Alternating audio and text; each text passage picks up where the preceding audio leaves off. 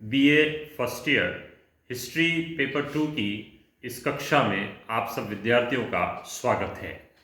आज हम बात करेंगे फिरोज तुगलक के बारे में।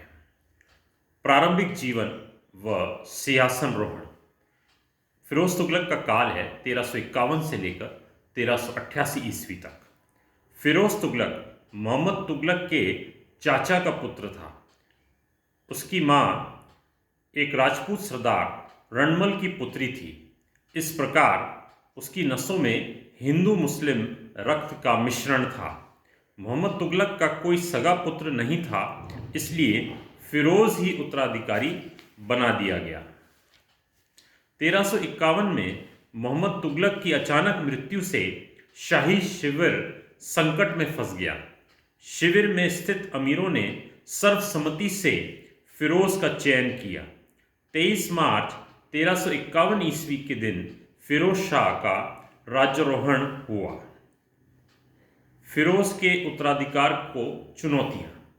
स्वर्गीय सुल्तान के नायक ने एक लड़के को मोहम्मद तुगलक का पुत्र घोषित कर उसे गद्दी पर बिठा दिया। फिरोज ने अमीरों से परामर्श किया, जिससे मालूम चला कि मोहम्मद तुगलक का कोई पुत्र नहीं था। मंत्री की पुरानी राजकीय सेवाओं को देखते हुए सुल्तान ने उसे क्षमा कर दिया। दूसरी चुनौती मृत सुल्तान के द्वारा अपने पुत्रों को सुल्तान बनाने की कोशिश थी, पर इस पर भी काबू पा लिया गया। फिरोज की उपलब्धियां या कार्य। फिरोज की उपलब्धियों को दो भागों में अध्ययन किया जा सकता है। ए, फिरोज की गृह नीति या आंतरिक शासन। बी, फिरोज की विदेश नीति। पहले हम ले रहे हैं उसकी गृह नीति।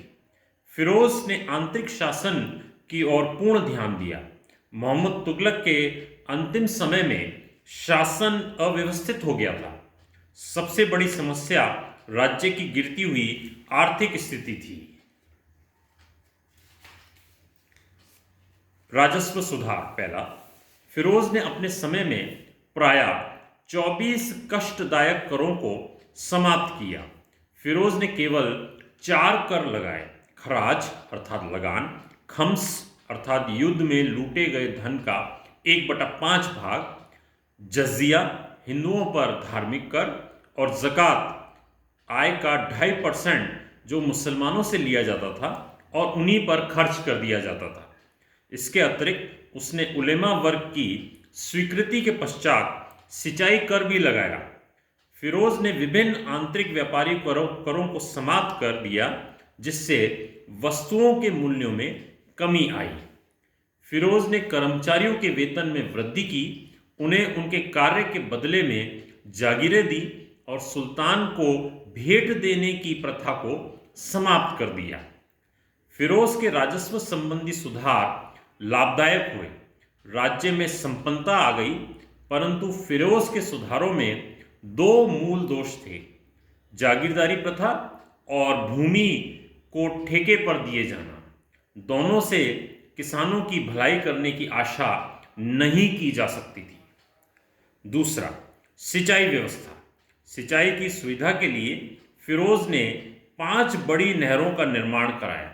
इनमें से एक 150 मील लंबी नहर यमुना नदी से हिसार हरियाणा तक बनाई गई।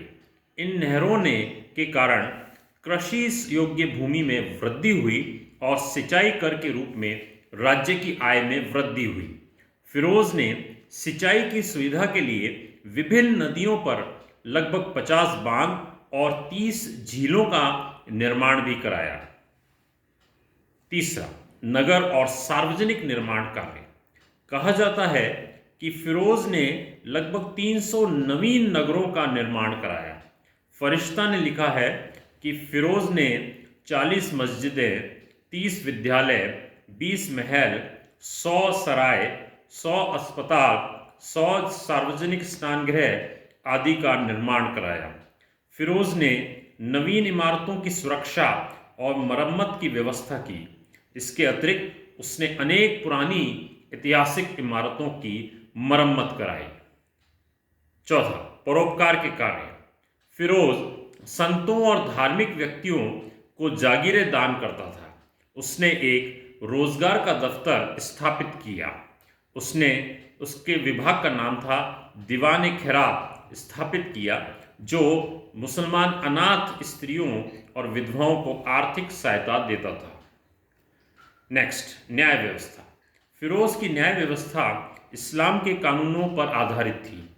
सिंहासन पर बैठने के बाद उसने महसूस किया कि पूर्व सुल्तानों का दंड विधान बहुत सख्त है। फिरोज ने उदार दंड विधान का निर्माण किया। धन्यवाद विद्यार्थी।